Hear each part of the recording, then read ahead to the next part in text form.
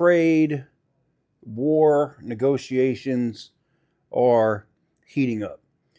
And it is causing a little bit of a stir in the markets. You've seen every time that it's mentioned or brought up, like as soon as they announced that they were actually sitting down and meeting in Switzerland, or early in the week when the photos came out of the Chinese officials meeting at the Treasury,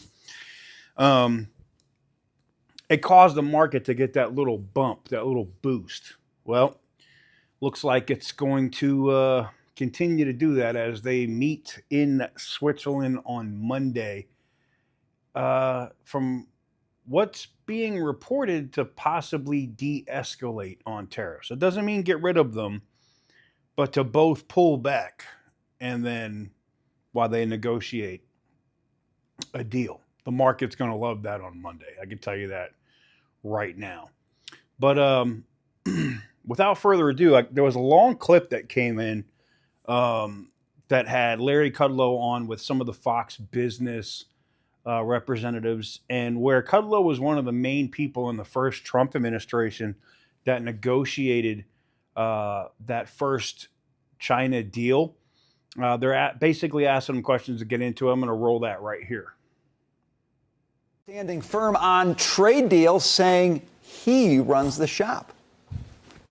I could announce 50 to 100 deals right now because, I'm the shopkeeper and I keep the store. And, I know what countries are looking for and I know what we're looking for, and I can just set those terms. Everybody wants to shop here. And now China is under pressure and coming to the negotiating table. Scott Besson and U.S. Trade Rep Jamieson Greer are set to meet with their Chinese counterparts in Switzerland this weekend for trade talks. But the Treasury Secretary says he expects they will focus on a de-escalation of tensions rather than a big breakthrough deal. What we're going to do in Switzerland is we've agreed to talk. Then on Saturday and Sunday, we will agree what we're going to talk about. My sense is that this will be about de-escalation, not about the big trade deal. But we've got to de-escalate before we can move forward. All right, Larry. So here we are in Switzerland talking about having talks to get a deal. What are you looking for, and are you optimistic about what's happening in Switzerland? Well, I don't want to be optimistic, but I would say it's a good thing. I mean, actually, some reports since those clips, I don't know, where was the statement he made? That one? That was the Ingram angle. Huh? That was last night. Last night on Laura? Besson was on with Laura, yep. Because there's some statement he made that they are going to begin to negotiate Saturday. For those who want to move ahead with China, Peter Navarro will not be on the trip. I said that before. No Lutnick either. No Lutnick. If they're too brash, it's not going to work. Now, my experience is Trump only sends Navarro when he wants to scare the hell out of him. But if he keeps him home, that means they're actually going to have a conversation. So this is very good. Jamieson Greer is very good, and Besson's very good. I don't mean to make it personal with my friend Peter Navarro. But look, this is good. I'm not a big fan of China trade, as you probably know, having been through it in the first term. We made a deal, phase one. They broke every part of phase one. So I would say to you, they'll stop raising tariffs against each other, all right? There might even be, maybe not in Switzerland, but in due course, there may be some mutual reduction of tariffs. But I think President Trump will keep very high tariffs on during any discussions. That's what he did back in the first term. I know the levels are higher now, but I mean, 50, 60, 70% type tariff could easily be kept on. Look, we talked about this on our show last night. Canada's not the enemy. China's the enemy. And we mustn't forget that. And I'm sure these negotiators won't forget that either. Whatever China says, you can almost bet they will break their word. This is not only true on trade, this is also true on fentanyl, which has caused great anguish to this country and anybody involved in that. I've said this anecdote before, I'll say it again. when we met at the G20 in Buenos Aires, Argentina, which was whenever it was, I think it was 2019. We're all lined up, the U.S. on one side with the president, the Chinese on the other side with Xi.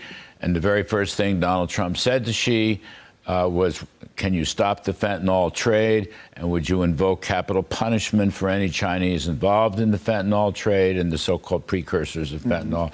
And Xi right away said, yes, of course. Capital punishment will stop the trade. So he's lying through his teeth. And unfortunately, that's what they do. All right. Of the whole group that I met years ago, there were one or two genuine reformers who would keep their word. But they'd always be surrounded by a bunch of Chinese communist thugs who were sent around like minders, okay, to make sure nothing's, give away the family jewels, whatever that means. So look, it's good that they're going to talk. I like that. I think the market will like that. The market's up last time I looked. It is. A good chunk today. I think this China stuff is more important than what Fed Chairman Powell is going to say or blather on. We'll talk about that in a few minutes, I reckon. I'm just saying it's a good thing, but it's not going to be a miracle. You're not going to get a deal. Any such thing. Look, it took us 2.5 years to get a phase one deal, which they then broke. So don't expect any miracles here. There are other countries on the list that are much closer. Scott Bessent also said in front of Congress, I think, that we could get a deal in the next week or two. So that's very positive. Dagan. Larry, in the first hour, I read a letter that was sent to me, and it was by somebody who works in kind of wholesale sleepwear business. And he was just, it was sent to me, not a friend either, upset that he's seeing people he knows who have been in the business for decades struggling. He's worried about them going out of business because their suppliers are in China. These are suppliers that they worked years to set up, and they feel like the rug got pulled out from under them. These are Trump supporters. And I just want to know, because I'm also a believer that China's the enemy, and that really, truly trying to crush them and decouple from them will ultimately be great for us. But how do you, and I'm not talking about bailouts, but how do you care for American businesses here who still rely on supplies from China in the interim? And because we can talk about what's going on in Congress, but they're... No, they got to get. One thing I think could be set up is some form of trade credits, which has been tossed around. In other words, think of the Apple story, okay, where Tim Cook negotiated and all those iPhones made in China. Instead of wrecking his business, he was given a period of time. We don't really know all the details of that. He's moving into India. But I think you can give them some form of trade credits. So if you show your good intention to move from China, there's no reason why this stuff has to be done in China except cheap coolie labor and cheap slave labor, Uyghur labor, okay? So it's high time that these businesses get out of China, okay? That's my basic view of this whole story. Now, I know they can't do it this season, so maybe some exceptions can be made, some carve-outs where you might set up a system of credits, and you can stay in business now, but you're going to have to pay off a credit down the road, and that would be sort of like a tariff credit, if you will. We've done this in other areas. That's a possibility. The first time I heard this was on my show. My pal Steve Mnuchin was on, the former Treasury Secretary, and he talked about that. And I still think that's a viable thing. But the long and the short is, yes, there are going to be some costs, Dagan. All right, there's no way around it. There will be some costs. If they lie the way you say they do, and I believe you, I'm not questioning that, but if she can sit there and lie to your face, and so we're trying to negotiate with them, Bessent will be there over the weekend, you think to yourself, why didn't the administration go about some sort of an approach like this? And instead of negotiating with China, negotiate with American businesses because you'd be more successful if you did that. The market wouldn't have turned upside down. There would be timelines. People would understand what they're doing. They could plan better, to Dakin's point. Why did they do it this way if they're going to lie to their faces? And basically what I'm hearing from you is you can't trust anything they say anyway. Then what are we doing? Well, look, as someone who supports the reciprocal trade idea, a level playing field, okay, I support that very much.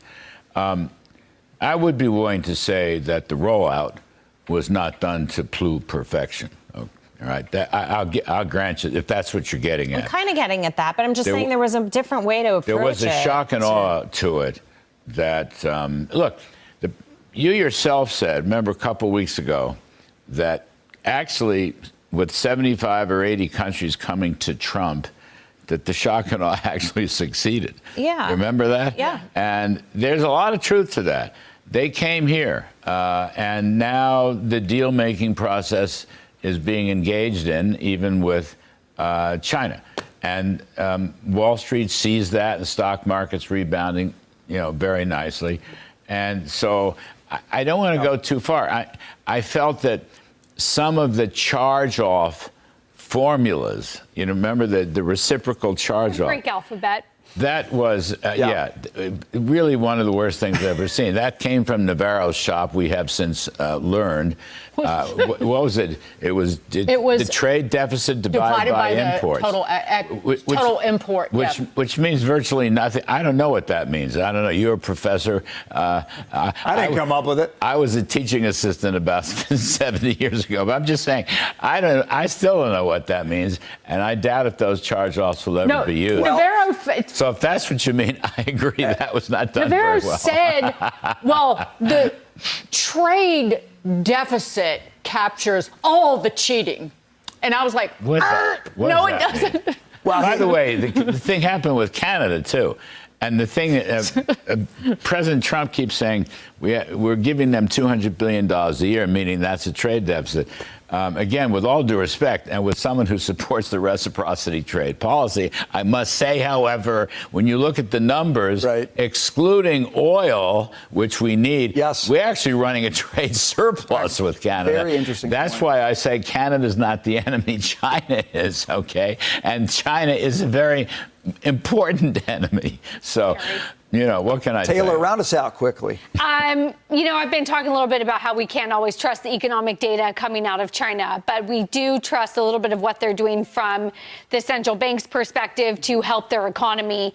When Larry talks about trying to put the screws to China, you are starting to see some impact of that.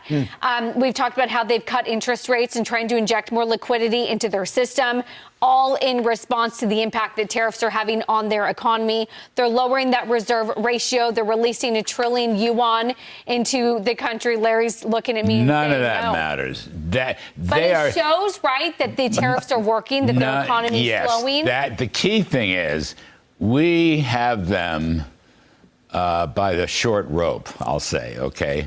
It's a family program.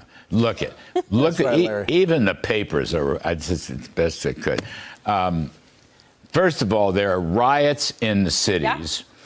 Factories are being closed down everywhere. And what has China done about it? Nothing. It's in the Wall Street Journal. I have not read the whole thing. I'm a little behind the 8 ball this morning because I've been traveling. They just don't post the data. Yeah, they don't. They're stopping the data. Now, what does that tell you? What does that tell you about their integrity, about their keeping their word? They're not even showing you the numbers. I know. So it is a lot worse than they're even going to. I believe they won't even post the unemployment rate. Xi Jinping, you know what? He thinks he's the emperor of China. Okay, maybe he is at the moment, but this is the kind of thing that could really bring him down.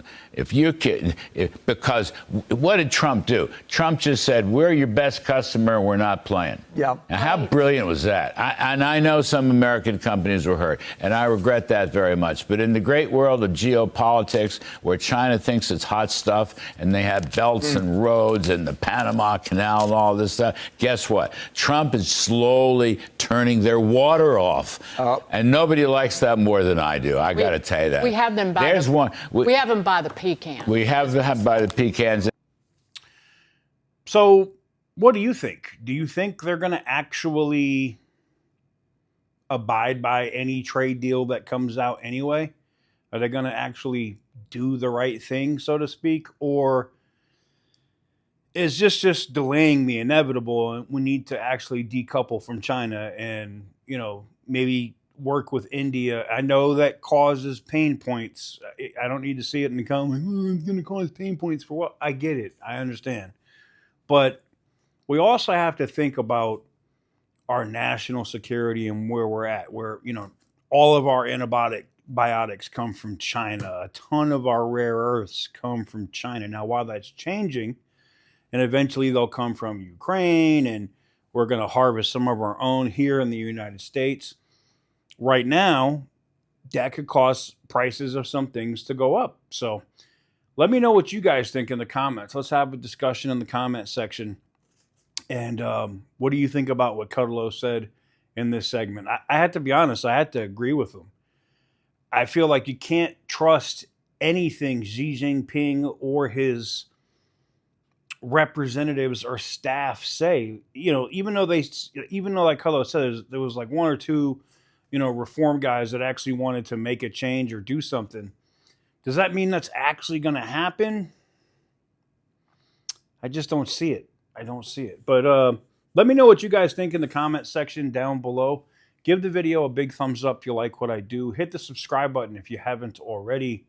And as always, stay petty, my friends.